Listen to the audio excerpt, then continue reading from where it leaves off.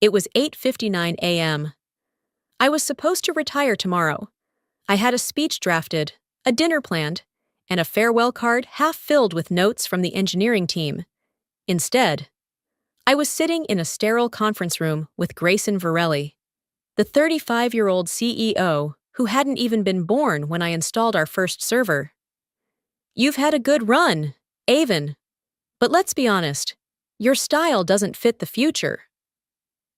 That was the sentence, the one that didn't just end my career, but hollowed out 29 years of loyalty in a single breath. I didn't cry. I didn't speak. I just looked at the envelope he slid across the table. No header, no seal, no ceremony. I'm Avon Caro. For nearly 3 decades, I was the backbone of Calaton Dynamics. I built NeuroCore, the data infrastructure now powering half of our Fortune 500 clients. When servers failed, I was the one called. When crises hit, I stayed. When we pivoted into AI, I rewrote our security protocols line by line. No shortcuts, no errors. But in a company now obsessed with agile transitions and millennial optics, my experience became a threat, not an asset. Grayson never respected what he didn't understand. He preferred things that moved fast, looked sleek, and didn't talk back. We met maybe 4 times total, twice at investor briefings, once in a hallway, and now, this morning, at my execution.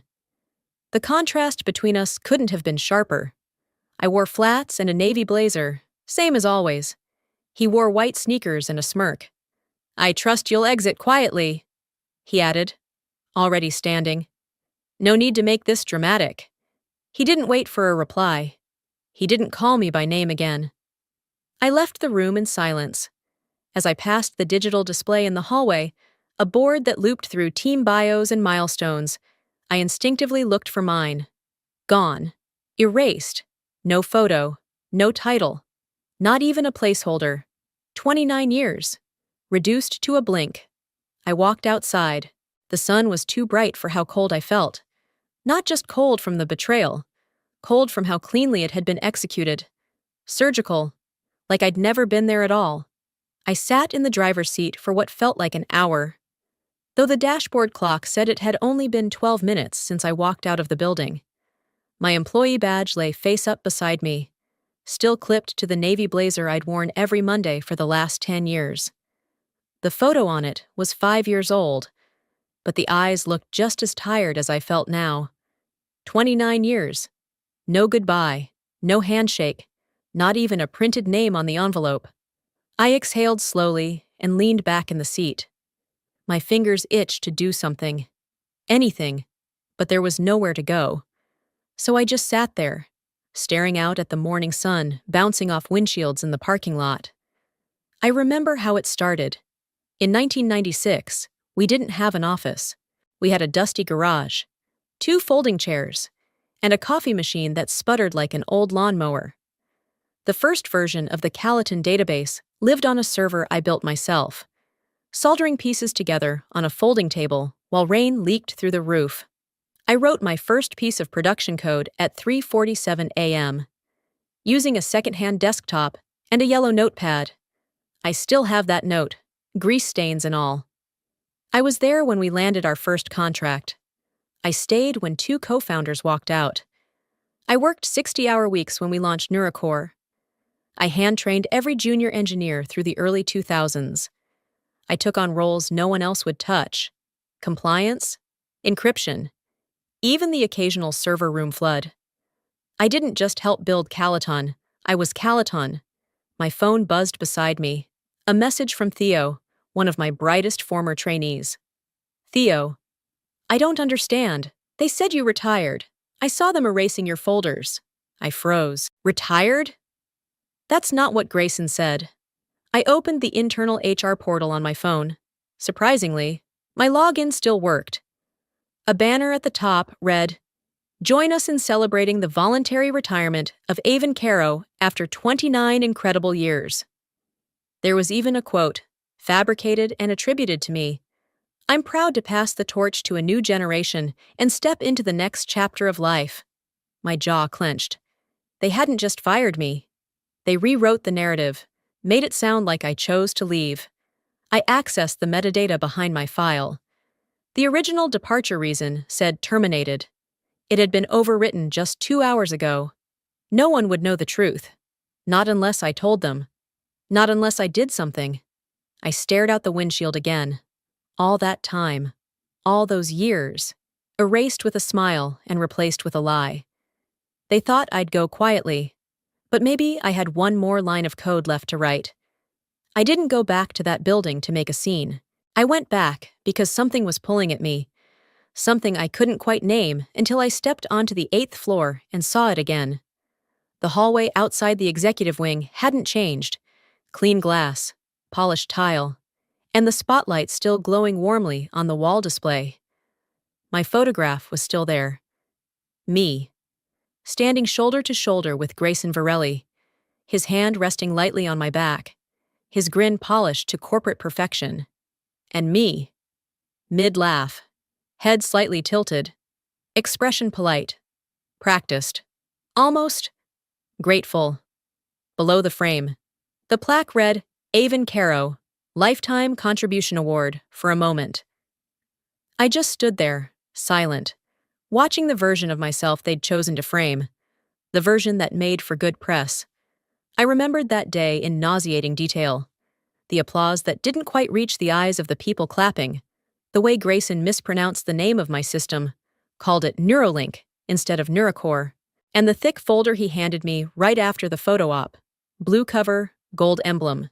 Just a formality, he'd said, handing me a pen without looking at the pages. He hadn't read a single line before signing the last sheet in front of me. He thought it was just part of the ceremony, but I knew better, because I'd written it. Back home. I powered up my old drive, the one I kept offline for security reasons, and searched the archived folder. Award Avancaro, final packet.pdf. The first few pages were fluff, thank you message, non-disparagement boilerplate. But on page 5, nestled just above the signature line, was a clause I'd embedded almost a year earlier, just in case. In the event of involuntary termination, within 48 hours prior to the employee's scheduled retirement date, all intellectual property authored by recipient, including but not limited to Neurocore systems, shall revert to the recipient's full legal ownership. And there it was.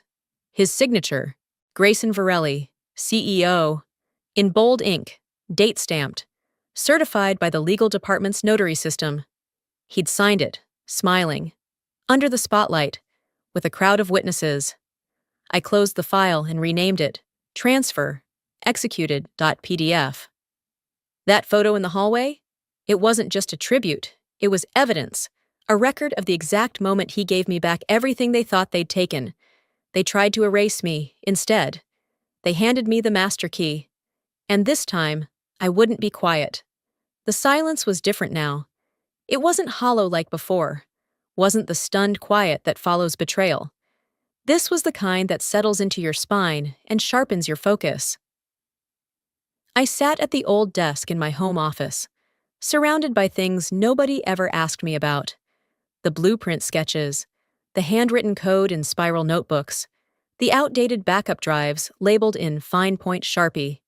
The air smelled like cedar and ink and memory. I pulled the oldest laptop I owned from the bottom drawer. It still had the original port configuration, which was important. Newer machines couldn't access what I was about to open. The startup was slow, but steady. Once the system booted, I connected the drive and typed in a 16-digit passphrase. Then I waited. And there it was, after all these years. Silent Bridge, a private admin portal I built into the original Neurocore Foundation almost 2 decades ago. It was invisible to anyone without the precise pathway to access it. Not even our highest-level engineers knew it existed. It wasn't malicious. It was protective. I created Silent Bridge not to sabotage the company, but to safeguard it, to safeguard me, after watching too many brilliant people get erased. I promised myself I would never leave without knowing exactly where my work went. No one asked for it. No one approved it. But no one knew more about the system's spine than I did. Now. The interface glowed a soft gray on my screen. Old school, minimal, quiet. And something caught my eye. A blinking notification in the upper right corner. Auto trigger in progress. I clicked. My hands didn't shake. I scrolled line by line, watching the code unfold. What I had built was waking up. Over a decade ago, I embedded a sequence that would activate only under one condition: if my employee ID was deactivated within 48 hours of my scheduled retirement date. That condition was met this morning. The system had sensed it, and it had responded. The current status: Step 7 of 10, Authority Reassignment, 68% complete. Transfer target, A. Caro. Legal owner, verified. I leaned back slightly in my chair. They didn't know what I had tucked beneath their empire. They'd been standing on a bridge I built and forgot who designed the beams. It wasn't revenge. Not yet. It was infrastructure. I thought of all the times they'd called me old school, legacy, too cautious. They didn't understand that the reason the company hadn't crashed in 29 years was because I never stopped planning for the what-ifs. I clicked into the override log. The last attempt to access admin rights had failed, just 36 minutes ago. Someone from Grayson's office, no doubt, trying to secure the database after they fired me. Denied. The system no longer recognized them. 3 steps remained. Once the sequence completed, full administrative control of Neurocore would be reassigned irrevocably to me. Not stolen, not hacked, just transferred. Quietly, elegantly, legally. They thought they'd walked me out. But I was still in the building, just not the one they could see. And now, for the first time since 8:59 a.m., I wasn't erased. I was everywhere. I knew emotion wouldn't help me now. This was no time for grief. And certainly not for anger. This was the part where I had to outthink them, carefully, precisely, without blinking, without.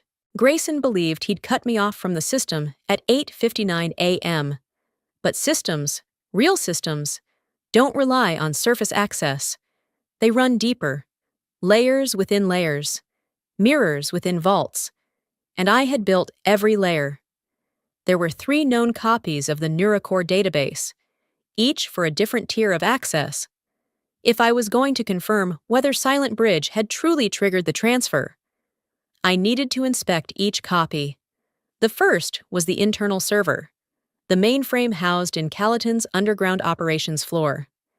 I couldn't access it directly now, but years ago, I'd created a remote diagnostic tool tied to a network anomaly flag. It allowed me to monitor any structural changes from a secondary node. I launched the console and typed the access string. Almost immediately, the logs revealed an unusual edit, time-stamped 9:06 a.m., less than 10 minutes after I was fired. Someone had tried to override the permissions tree, likely Grayson, or someone from his team. They'd renamed the master admin role to G. Varelli and disabled all legacy keys. On the surface, it worked.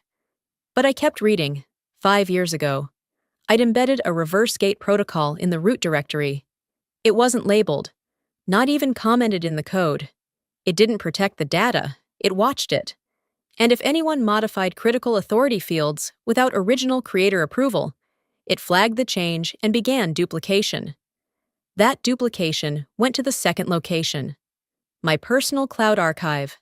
Encrypted, autonomous, independent. I logged in and verified the hash signature. Perfect match, untouched, safe.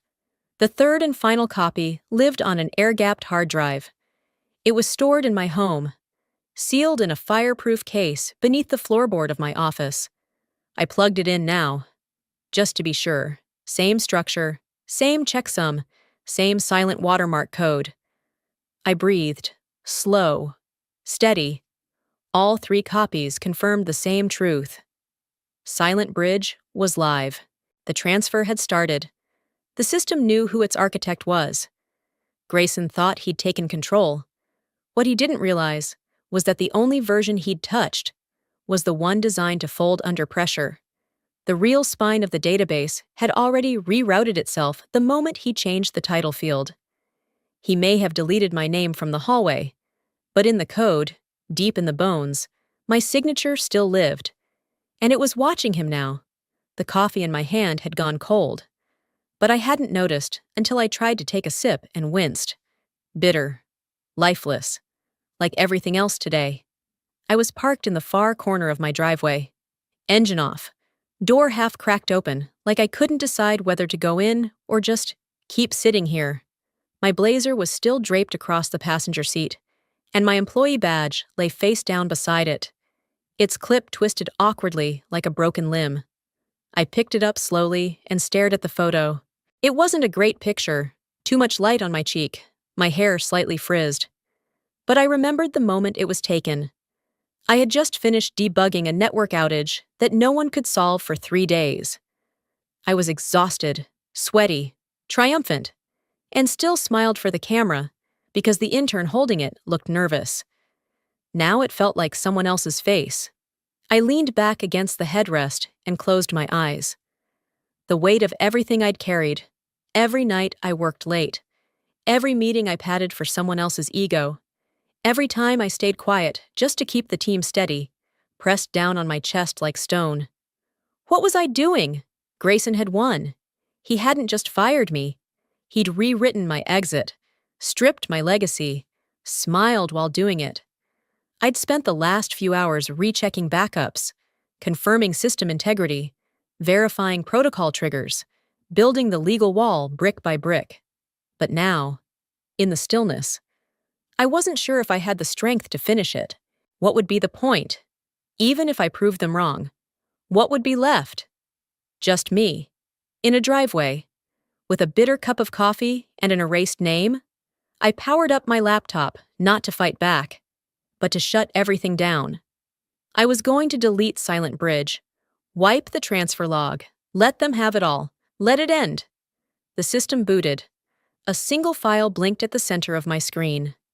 Avon Legacy Final Dot, for I didn't remember creating that. I opened the properties. Uploaded 3 hours ago by T. Nguyen at Calaton.ai Theo. I clicked it open. No code, no files, just a line of text. This is yours, always has been. It hit me harder than I expected. Theo, the kid I mentored from scratch, the one who sat with me after hours to learn server mapping because no one else would teach him. He had stayed late again, after I was gone, and uploaded this file to remind me, to anchor me. They had tried to erase me, but someone still remembered. I didn't cry. I just closed the lid. The weight hadn't lifted, but it shifted, just enough to let me breathe. I turned the key in the ignition. If they wanted silence, they chose the wrong engineer. There was no dramatic sound, no blinking red lights or countdown clocks. Just a quiet notification in the upper right corner of my screen. Transfer complete. Timestamp 9:26 a.m. For a long moment, I didn't move. Then, slowly, I leaned forward and read it again. The line below was even simpler. Primary system ownership, A. Caro. It was done. The protocol had executed flawlessly. Silent Bridge had finished what I built it to do, quietly, legally, without needing permission from anyone but the one who wrote it. Me. I opened the admin log and watched as a flurry of notifications cascaded across the dashboard like quiet dominoes tipping over. Legal department notified. Core systems registry updated. External cloud mirror re-authenticated. Primary investor contact list pinged with confirmation of system transfer. No fanfare. Just code doing what it was told. I clicked into the server security settings. At the bottom of the protocol's execution stack, the final safeguard kicked in. Access block activated. All accounts associated with user ID G. Varelli permanently restricted. I let out a breath I didn't realize I was holding. It wasn't vengeance. It was design. And now, it was irreversible. I imagined Grayson sitting in his high-backed chair, surrounded by assistants, tapping furiously at his locked-out console, trying new passwords, calling a T, demanding to know why the system no longer answered to him, because it answered to me now, just as it always should have. I didn't gloat. I didn't even smile. I just stared at the confirmation, letting it settle over me like armor sliding back into place. They thought they had erased me at 8:59 a.m., but at 9:26 a.m. I became undeniable. It wasn't about holding on to the past. It was about reclaiming what had always been mine, built line by line, night after night, through broken budgets, bad bosses, and years of invisible labor. The board would receive the notification within the hour. The investors would see it before lunch. And Grayson, well, he'd likely see it too late. Not because I hid it, but because he never looked closely enough to understand the architecture beneath him. I clicked into the backup console and made one final note in the system metadata.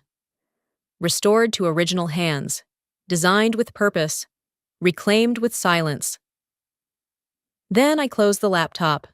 No speeches, no storm. Just a woman in a quiet room, holding the keys to an empire that forgot who built it. When I pushed open the door to the boardroom, no one expected me. Grayson was mid-sentence, arms spread, voice firm. His signature, "I have this under control," posture in full display. The board members were seated along the long mahogany table, some alert, others clearly fatigued by the corporate chaos of the morning. But when they saw me step in, the room turned to glass. I walked in without invitation, without hesitation, and laid a single folder flat in the center of the table. "Before anyone makes another decision," I said, voice calm but unmistakably firm, "you need to see what he signed." Grayson stiffened, his face twitching for a fraction of a second before he shifted into that smug grin he always used when he wanted people to feel small. "I'm sorry, Avon. This is a closed—" "No," I cut in. Not loud, just final. "This is an open matter now, and you made it so the day you erased my name before the coffee had cooled." I opened the folder slowly and turned it toward the board. It was the award certificate, the one he had signed on stage with a spotlight on his face and a crowd clapping just enough to be heard. But this wasn't the pretty framed version from the hallway. This was the full version, the legal document with 5 fine print pages beneath the surface. I tapped the last page. "In the event of involuntary termination within 48 hours of retirement," I read aloud, "all proprietary systems authored by the undersigned revert to the sole ownership of Avon Caro." His signature sat in bold black ink at the bottom, and beneath it, a certified notary stamp from Dwyer & Klein IP law firm. Gasps broke the silence like cracks in thin ice. Grayson tried to interject. "That was never explained. It was signed," I said, cutting him off again. "And not only that, it was sent." I turned to the board, scanning every face. 30 days ago. I filed a sealed copy of this contract with my legal counsel. It was electronically time-stamped and witnessed. That counsel, Mr. Nathan Dwyer, is sitting in your lobby right now, waiting to confirm receipt and legitimacy. Someone at the table, an older woman I vaguely remembered from my early years, leaned forward, almost in disbelief. "You prepared this?" "I designed systems," I said, "to prevent collapse, not just in code, but in character." Grayson stepped toward me then, his voice low, like he still thought he had the upper hand. "You're trying to steal the company's core." "I'm not stealing," I said softly. "I'm reclaiming. You fired the architect. The blueprint moved with her." Silence. Then one of the board members asked, barely above a whisper, "What do you want?" I looked at Grayson for a long moment, letting the question settle between us. "I want him to read what he signed," I said, out loud, so the people who erased me understand exactly who they forgot. The spotlight wasn't on him anymore. It had shifted, and this time It wasn't framed. It was real. No one moved. The boardroom hung in a silence thick with tension and the quiet clatter of shifting power. Grayson's hand hovered just above the folder I'd placed. The contract he had signed. The contract that had already reshaped the company's future in less than a page of legal phrasing. I stood calmly across from him. Not demanding, not pleading, just waiting. I want him to read it, I repeated. Out loud. To this board. To everyone who watched him wipe me out of existence like I was a line item in a spreadsheet. Grayson didn't blink. He smiled, but his voice cracked ever so slightly. Avon, this isn't necessary. Let's not turn this into some kind of spectacle. It already is, I said, quietly. You just don't control it anymore. He glanced toward the head of the table, where Meredith Lansing, the chair of the board, sat motionless, arms folded, brow low. She had said nothing since I entered, but her eyes had not left me once. Grayson cleared his throat and looked down at the contract. His jaw tightened. No, he said suddenly, flat and forceful. This was a mistake. I wasn't briefed on the language. It was buried. You manipulated the signature. He pushed the folder back across the table. Like rejecting the paper could rewrite what he had done. I didn't reach for it. I didn't argue. Meredith did. Mr. Varelli, she said, voice like a gavel. If you do not acknowledge the document you signed, we will be forced to escalate this matter to the SEC. Grayson froze. Her voice sharpened. Falsification of executive authorization, misrepresentation of system ownership, obstruction of fiduciary responsibility. I believe you're familiar with those terms. Grayson's face turned ashen. The entire room leaned forward as if gravity had shifted. The smirk was gone now, melted down to something human, something cornered. He looked back down at the document. His mouth opened, then closed, then opened again. Hi, Grayson Varelli, he began. The words like gravel dragged across concrete. Acknowledge that I signed a binding document granting full ownership rights of the Neurocore system to Avon Caro. He hesitated. Meredith raised one eyebrow. He swallowed. In the event of her termination within 48 hours of her scheduled retirement date, which I authorized. My name, spoken by the man who tried to erase it. I didn't flinch. I didn't smile. But something inside me settled into place. Like a chair finally pulled out after being ignored too long. Like a name spoken correctly for the first time in years. The board remained silent. No one applauded. No one needed to. It wasn't for spectacle. It was for record. I gathered the folder, turned toward the door, and paused only once. Next time you try to erase someone, I said without turning back, make sure you know who built the system you're standing on. And then I walked out, no longer the shadow in the hallway, but the signature no one could ignore. I signed the contract on the very system they thought they'd taken from me. Same framework, same interface, same security layers I designed 17 years ago, still holding, still mine. The buyer sat across from me. His tie loosened, his sleeves rolled. We don't just want the tech, he said. We want the mind behind it. I shook my head gently. The mind is retired, but the work, it still has more to say. We shook hands. Ownership of Neurocore's operating license, reassigned to one of Calaton's fiercest competitors. On my terms, with my name in bold at the top of every page. Freedom doesn't always come with noise. Sometimes it arrives in quiet keystrokes, countersigned clauses, and digital transfer receipts. Back at home, I watched the headlines bloom across the screen like bruises. Breaking: CEO Grayson Varelli placed on administrative leave pending federal review. Former architect reclaims system ownership after firing scandal. Internal video leak shows CEO mocking senior engineer minutes before dismissal. I clicked on the last one. The footage was grainy, captured from someone's phone in the hallway just outside a private meeting, but the audio was sharp. She's a fossil, Grayson chuckled. Let her walk. We'll rebrand whatever she built by next quarter. Laughter, then someone asking, Are you sure she won't come back at us? Grayson's voice again. What's she gonna do? Code her way out? He had no idea how right he was. I didn't need to raise my voice. I raised the standard. Didn't storm in with a lawsuit. I let the code speak. Let the contract unfold like a chessboard he didn't know he was standing on. By morning, my inbox was full of quiet congratulations from engineers still inside Calaton, from others who had been pushed out just like me, and one from Theo. Just a single line. You didn't just win. You reminded all of us we still matter. I opened a blank document and wrote my final line of code. Not for the company, not for the system, but for myself. You can delete the title, but not the blueprint. Then I shut the laptop. No alarms, no anger, just peace. I didn't lose 29 years. I reclaimed every one of them.